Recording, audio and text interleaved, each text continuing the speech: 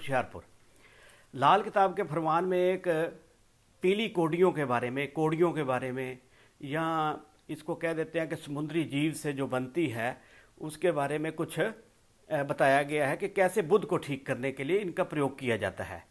मगर कई लोग जो हैं इनको गले में भी धारण करते हैं, कहते हैं कि लक्ष्मी बहुत आ जाएगी आपके पास, पैसा बहुत आ जाएगा, या लक्ष्मी की पूजा भी कोड़ियों के साथ, इसको पंजाबी में कोडी कहते हैं, और कोड़ियों के बस साथ भी की जाती है।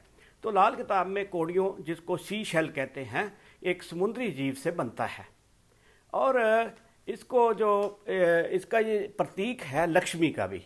बुध जब मंदा फल दे तो कहते हैं कोड़ियों को जलाकर उनकी राख दरिया में पानी में बहा देनी चाहिए, जिससे कि उसका जो मंदा फल है वो बुध का ठीक हो जाए।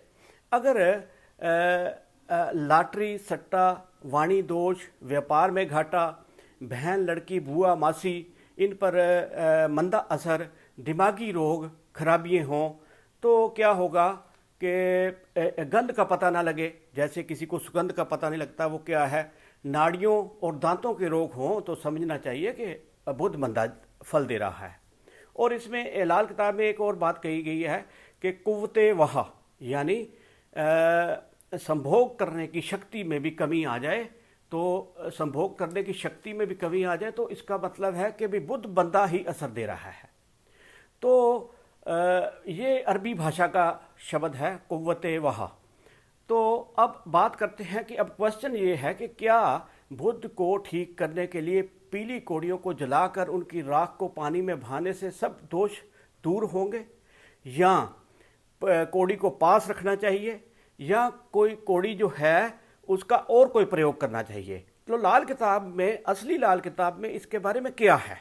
सबसे पहले, बुध अगर किसी का खाना नंबर 3 में हो या बुध का पितर ऋण हो, बहन भाई, बहन लड़की का ऋण जो बोलते हैं, तो कोड़ी की बात करते हैं लाल किताब में। तो इसमें एक प्रोवर्ब भी आता है कि तू तो कोड़ी का भी नहीं है। कोड़ी का मतलब, कोडी का भी पंजाबी में कोडी का कह देते हैं, तो वैसे कोड़ी का भी नहीं है। कोड़ी का मतलब तेरे पास कुछ नहीं है, तेरा कोई मोल नहीं है। तो कोड़ी समुद्री जीव के शरीर का कड़ा आवरण है और इसको बीच में से खाली होने से ऐसे इसका इस्तेमाल बुध के लिए किया जाता है, क्योंकि बुध जो है जो भी बीच में से चीज़ खाली है मगर गुलाई में हो, तो कोड़ी गुलाई में तो है नहीं। तो पीली कोड़ी के बारे में ही क्यों कहा गया है, इसके बारे में बताया जाएगा। तो समय के साथ साथ इसका प्रयोग जो था कोड़ी का, वो चौपट खेल में भी किया जाने लगा, कुछ खेलों में भी किया जाने लगा। तो कोड़ी का प्रयोग लक्ष्मी पूजा में भी किया जाता है। कोड़ी को इस्तेमाल जो है गुर्दे और पित्ते की पथरी में भी किया जाता है। बुध खाना नंबर 3 में हो तो उसे थूकने वाला कोड़ी कहा गया है। कोड़ी का मतलब उसको कोडी से जोड़ा गया है या कोड़ी से जोड़ा गया है, यानी मंदा फल दे रहा है। बुध 3 में मंदा जब होता है तो वो बच्चा जो पैदा होता है तो कहते हैं चरण घर में रखते सभी कुछ न देरी, चले सब गए उम्र बाकी है तेरी। मगर जब मंगल खाना नंबर 1 में हो तो हर तरफ से उम्दा फल होगा बुध 3 का, दौलत कबीला उसका बढ़ेगा। बुध बैठे घर तीसरे, 9वें घर उजाड़ा, बुध अंधेरा करेगा, राख पड़े घर 11। देखिए, बुध अगर 3 में हो तो बुध अगर 3 में हो तो वो क्या करेगा, 9 को भी खराब करेगा, भाग्य स्थान को, और 11वां लाभ स्थान है इसको भी खराब करेगा अगर बुध 3 में हो।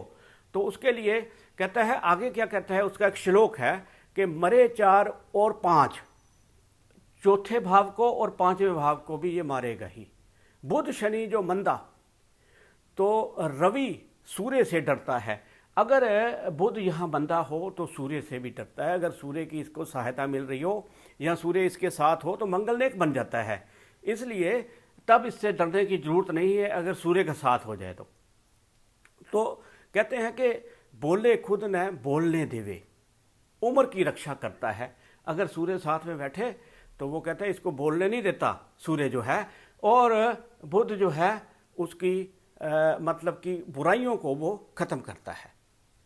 तो बुध जो है जद्दी कोहड़ी 3 में 3 में इसको जद्दी कोड़ी, जद्दी जो पुरखों से चला आ रहा है। कोड़ी का मतलब जिसको रोग होता है, कोहड़ का रोग भी कह देते हैं, तो कोड़ी भी कह देते हैं। किसी की जड़ काटने के लिए शेर के दांत या तलवार से ज़्यादा बुरा असर करने की ताकत का मालिक होता है यहाँ पर, अगर बुध को ठीक ना किया जाए। तो कहता है अंधेरे जंगल में मुसाफिर कुत्ते की तरह किस्मत के मैदान में वो खराबियाँ होंगी। जैसे कोई जंगल में भटक जाए और उसका हालात क्या होंगे, ऐसा बुध यहाँ पर उसको करता है। मुंह में 32 दांत अमूमन कायम हों तो बुध का असर खाना नंबर 9 में, खाना नंबर 4 में, खाना नंबर 3 पर तो होता ही है, 5 में और 11 में इसका मंदा असर नहीं होगा। तो कहता है कि पक्षियों को मूंग साबत डालता रहे 3 वाला, तो उसका मंदा फल जो है वो कम हो जाता है। और एक बात ध्यान में रखनी है कि बुध 3 वाले को कभी भी मूंग दाल साबत नहीं खानी चाहिए खुद। तो उससे क्या होगा कि बुध का मंदा असर बढ़ जाएगा मूंग साबत दाल खाने से। तो नंबर 1 तो ये बुध 3 में हो तो पीलियां कोड़ियों को जलाकर राख करके उसकी दरिया में बहाने की बात कही गई है। दूसरा कहा है कि बुध का पितर दोष हो तो भी पीली कोड़ियों को जलाकर दरिया नदी में बहाने के लिए कहा गया है। बुध पितरिन लड़की बहन को तंग करना, इनके बारे में तो दोष बनता है। जब भी बुध के साथ चंद्रमा, इसका बहुत दुश्मन है चंद्रमा, 3 में या 6 में, इसके 2 घर हैं बुध के, 3 या 6 में अगर आ जाए और 9 में मंदा कर रहा हो, 11 में मंदा हो रहा हो, तब क्या है कि पितृऋण बन जाता है, पितृदोष बन जाता है, जिसको काटने से ही इंसान को सफलता मिलती है, नहीं तो उसके जो है बहन और बेटी का ऋण जो है उसके ऊपर रहता है। तो बुध का जो पितृऋण है उसमें एक श्लोक लिखा है कि हजारों भटकते हैं लाखों दाना, करोड़ों से आना, जो खुद करके देखा आखिर खुदा की बातें खुदा ही जाने। मतलब आपके पास 100 सियानप हो, 100 आप अच्छे हों, मगर कोई काम आपका नहीं चलेगा। बुध खाना नंबर 3, 6 में और चंद्र दुश्मन का साथ हो तो पीली कोड़ियों को कुल खानदान से, कुल खानदान का मतलब आपके जो खून के रिश्तेदार हैं उनसे लेकर 1-2 कोड़ी सबसे लेकर उसमें राख करके उसको जलाकर उसको दरिया में बहाने को कहा गया है। तो जवानी में बहन लड़की को धोखा देना, किसी की पुत्री और बहन की हत्या करना, पेट में लड़की को मारना और बहन के साथ छल करना और उस पर जुल्म करना, इनके क्या है साधारण चिन्ह हैं अगर पितृऋण है किसी के ऊपर बुध का। तो किसी मासूम कम उम्र की लड़की को गुमराह करना और बच्चों को बेचना, लड़की को बेचना, लड़की लड़के का तबादला करना। जैसे कई बार आपने सुना होगा कि हॉस्पिटल में वो किसी का लड़का उठाकर बदल दिया, लड़के की जगह लड़की रख दी, लड़की की जगह लड़का, ये भी बुध ऋण बनता है, बुध का दोष बनता है।